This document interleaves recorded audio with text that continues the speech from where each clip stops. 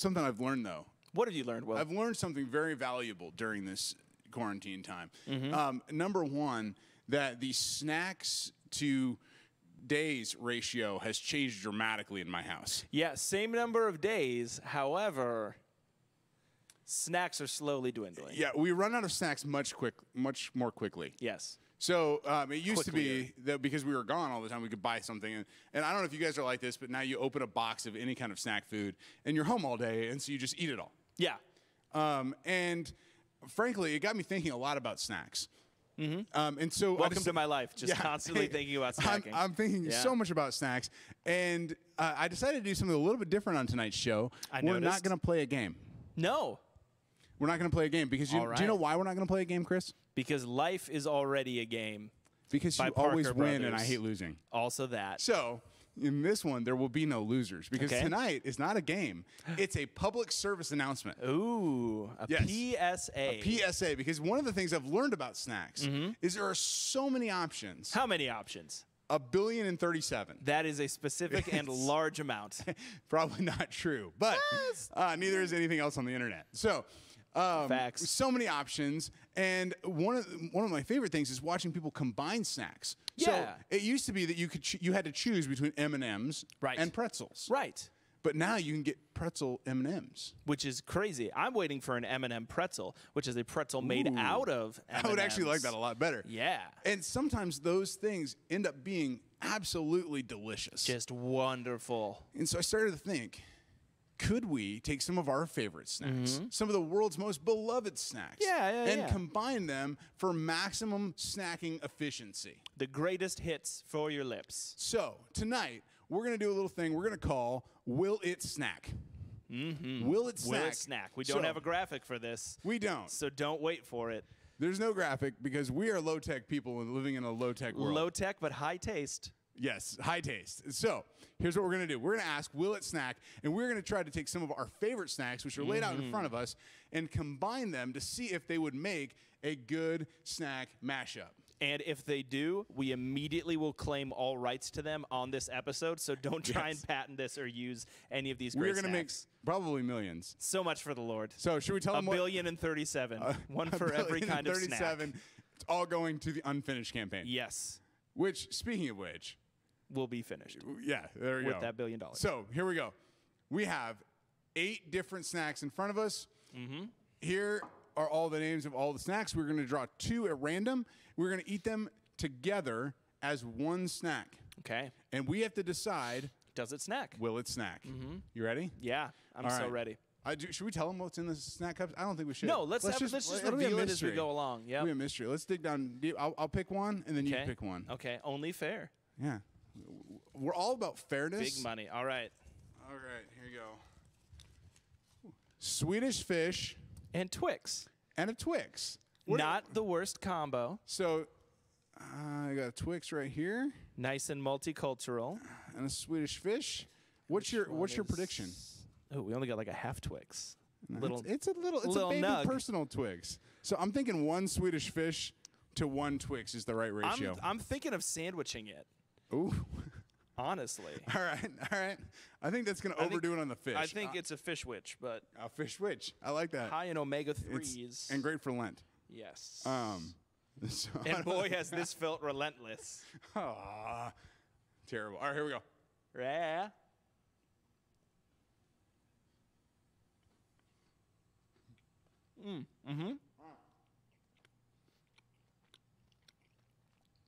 I'm going to need some water. It's not as bad as I thought it might be. If you've ever had like those chocolate-covered cherries, like the liqueur kind of cherry kind of things, it's similar to that. It definitely is like a step above cherry Robitussin or something like that. Like on the NyQuil scale, this is definitely top flavor right there. I'm going to finish it, honestly. So it's not bad. I'm not going to probably eat the rest of it. I'm pretty good. I thought you wanted mine. I was No. like, no, it's Corona. You can't have leftovers. All right. Well, so what do you think? Will it snack? I think it is definitely snackable. Yeah. I think it'll snack. I think it I'll would go need with- to be smaller. I'll go with it. I think it's small. Bite size. I think you would get the right volume. Swedish Twix. Yeah, it's finding right. the right ratio of Swedish fish to Twix is going to be the big thing. Give us another one.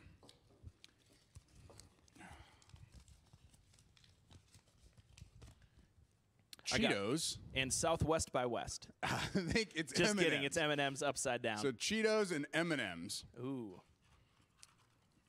I don't know. What my prediction on this one is I think you're going to be okay because you're going to have the sweet and the salty. Right. It's a natural compliment. Maybe that was the issue before was I dropped my Cheeto. There we go. It was all sweet. I think two of these little dudes and one M&M's a M&Ms. good yeah. Two M&Ms to a Cheeto is what I'm thinking. I'm two Cheetos to an M&M. All right, let's try. So let's find out. All right.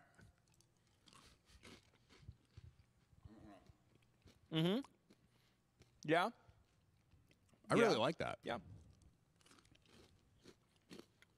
It has kind of a It has an oaky aftertaste. it kind of reminds me of like an M&M trail mix. A little bit. Yeah. Fun fact, a lot of packing peanuts are made with like corn oil and stuff like that, which means you actually are basically already eating like a Cheeto. Ladies and gentlemen, do not eat your packing peanuts. No, because if you need to send the item back, We you will don't want not it be to break. liable or responsible for any ideas No, you we get are from not. Chris. No. Well, I might be, but Send your bill to Chris Cox. yes. CO Chris Cox, 123 Fake Street, Nowhere, Iowa. Let's keep the show on the road. Let's do it. What else are we going to do? All right. I'm going to dig deep. I want something good. Oh, yeah. This will go with anything. Even salt and vinegar?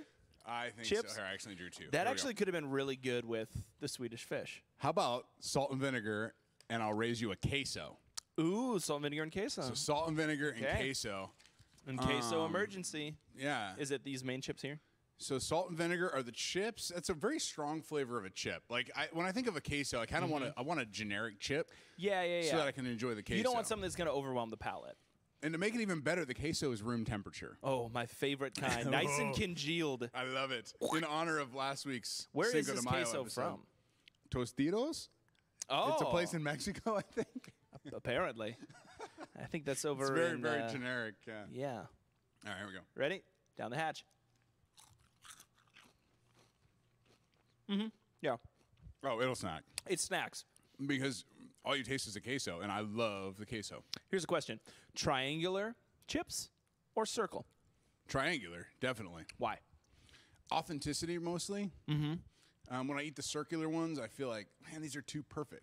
Yeah. When I eat the triangular ones, I'm like, these are from the real chip place. I don't know. Yeah. I think there's just an authenticity to it. I was hoping you were going to be like, it represents the Trinity because there's Yes. like the triangle there, but you blew that. Triangles are also the strongest shape available in nature. Fun fact. Really? And, Yeah, yeah. And what are the in chip plants? In like everywhere. All right. Yeah. All We right. have a couple more things we haven't touched Yeah, yet. let's try. Let's see what else we can get. All right. And then we might have to reload. And Here we go. I got popcorn. And That would have been really good with the salt and vinegar. Mike and Ike's. Okay. Popcorn and Mike and Ike's. I think Honestly, we can do that. That's kind of already something I got going on. So honestly, popcorn, I love. I don't. Are you one of these people who mixes your? You go to the theater, you buy popcorn, and just you buy dump that theater bad boy candy. in. Yeah. You just do a little bit of everything. All right. It's all loaded in my mouth. So let me know. I'll take a bite. All right. Nobody wants to hear you chew that.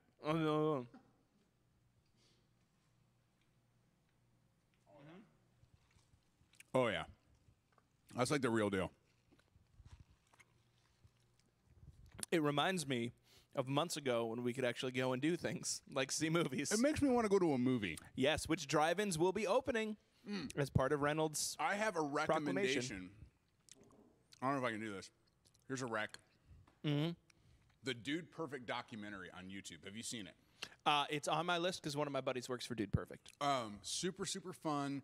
They're all believers, and they're very like open about their faith, but they're not preachy about it. Yeah.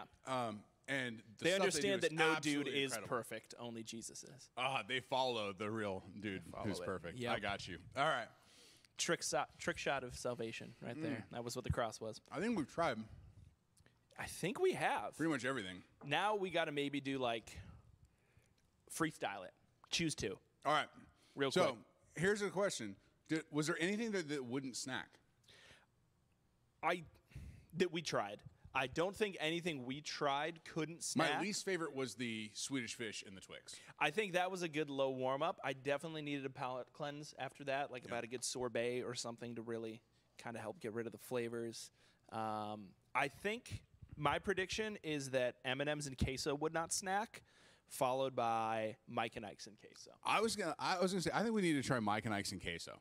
I think you can try that. All right. But you have to try the M&M's. They were your idea. Oh, okay. Well, hey, they were your idea. That's fair. The Mike and Ike's, so, the Mike and Ike's are easier to dip. So, oh man, I got queso on my fingers. Oh darn. Too bad you can't lick it off your fingers. It's illegal. Oh man, that's weird. Yeah, I think It's not bad. the fruit flavor could work with cheese because you see that pairing a lot. Right, it's actually not bad. It's just different. And all that. I'm gonna give you like 5 more seconds to see if you break and you're trying to like trick me into eating it and it's terrible. No, I think I'll go with it actually. Like it was probably the best surprise I've had all night. Lime and queso. I put lime on my tacos. The thing with the Mike and Ike's is they're very saturated flavor. Like it's a lot and it's really sweet. If it was more subdued, it would actually go really well with the queso. I think fruit and queso could actually go really well together. Yep. Maybe that'll be another episode. But for right now, here's what you need to know. What we learned from this is combine anything you want, it will snack. And if you have a new idea that you want to try, we're going to ask you, will it snack? Post it on Instagram. Tag Keystone Youth Ankeny. Yeah. Let us know what you're trying. Maybe it's terrible. Maybe it's amazing. Maybe you're going to be the next multi-millionaire snack tycoon. Yeah. But for us, that's all the snacking we're going to do tonight because now I'm definitely going to be doing more later. Well, but that's true. We have all these leftovers. We got to do something with those. Don't want them to go to waste. But for right now, I got to walk off all that exercise with a little walk to the couch.